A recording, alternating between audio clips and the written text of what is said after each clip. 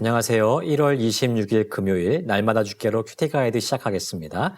오늘 본문은 창세기 31장 43절부터 55절까지의 말씀입니다.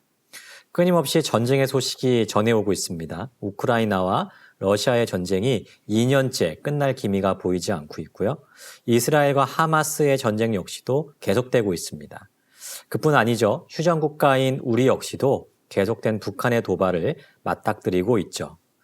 세상 모든 사람들이 평화를 외치고 있습니다. 아마도 평화를 원치 않는 사람은 없을 거예요. 하지만 그렇게 평화를 외치는 것만큼 이 세상에 평화가 임하지 않고 있습니다.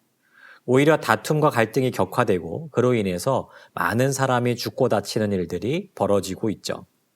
세상뿐 아닙니다. 우리의 삶에도 전쟁과 다툼은 계속되고 있습니다. 우리의 삶에 여러 가지 문제들이 일어나지만 아마도 대부분 타인과의 관계 속에서 일어나는 일들일 것이에요. 우리도 갈등을 원하지 않죠. 타인과 항상 화평하기를 원할 것입니다. 하지만 이는 우리의 소원일 뿐만 아니라 하나님께서도 원하시는 일이라는 것이죠. 오늘 말씀은 여기에 대한 이야기입니다. 관찰 질문 1번입니다. 라반이 야곱에게 제안한 것은 무엇입니까? 43절부터 44절까지를 보시면 라반은 야곱에게 한 가지 언약 맺기를 제안합니다. 그리고 이 언약으로 야곱과 라반 사이에 증거를 삼자라고 이야기하죠. 라반이 언약을 맺자라고 청한 것은 아주 특별한 일입니다. 이는 곧 라반이 야곱을 자신과 동등한 존재로 인정했다는 말과 같기 때문이에요. 원래 야곱은 라반의 종과 같은 사람이었어요. 그런 취급을 받았죠.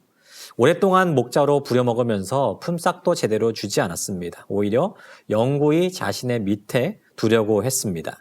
그리고 야곱이 몰래 라반으로부터 도망치려 하자 심지어는 그를 쫓아가서 죽이려고까지 했죠. 하지만 이제는 그 관계가 완전히 역전됐어요. 하나님께서 라반에게 나타나시고 그를 해치지 말라라고 경고하신 이후로 라반은 야곱을 자신과 언약을 맺을 수 있는 동등한 존재로 인정하게 된 것입니다. 관찰 질문 2번입니다. 언약을 위해 라반과 야곱이 한 일은 무엇입니까? 그리고 그들은 그것을 무엇이라고 불렀습니까? 말씀을 보시면 언약을 위해서 야곱은 돌을 가져다가 기둥으로 세웁니다. 또 돌을 모아서 무더기를 이루었습니다. 라반은 그것을 여갈하사두다라고 불렀고요. 야곱은 갈르엣이라고 불렀습니다. 그러고는 그 돌무더기 곁에서 무엇을 했죠? 모두가 함께 모여서 음식을 먹었습니다. 여러분 재밌지 않습니까? 원래는 죽이고 해하려고 찾아왔어요. 하지만 이제는 언제 그랬냐는 듯이 언약을 맺고 또한 서로 먹고 마시며 잔치를 벌이고 있습니다. 이들이 먹고 마시는 이 식사를 한 이 일은요. 곧 이들의 관계가 갈등에서 화평으로 회복되었음을 의미하는 것입니다. 관찰 질문 3번입니다. 언약에 담긴 내용은 무엇입니까? 그렇다면 이 언약 안에는 정확히 어떤 내용이 담겨져 있었을까요? 50절부터 52절에 그 내용이 자세히 담겨져 있죠. 이 기둥을 경계로 해서 서로 넘어가서 해치지 말자는 것입니다. 아마도 라반에게는 야곱에 대한 두려움이 있었던 것 같아요. 혹시라도 야곱이 세력을 키워서 자신을 해할 수 있지 않을까라고 하는 그런 염려가 있었던 것 같습니다. 그래서 이 언약을 통해서 영구히 서로를 해치지 않도록 약조를 하고 있는 것입니다. 둘 사이에 영구한 화평의 관계가 세워지게 된 것이죠. 이 화평을 위해서 두 사람이 한 일은 그렇게 많지 않았습니다.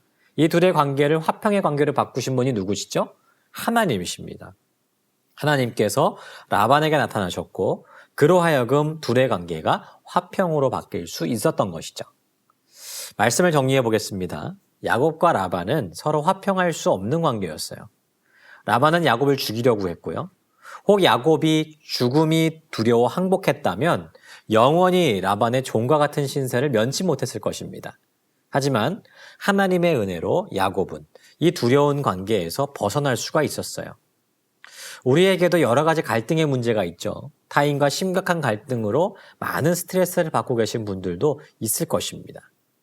사람의 힘과 능력으로는 결코 해결될 수 없을 것 같고 내가 잘못한 일도 아닌데 이런 일이 벌어진 것 같아서 기분이 나쁘고 자존심이 상하기도 합니다.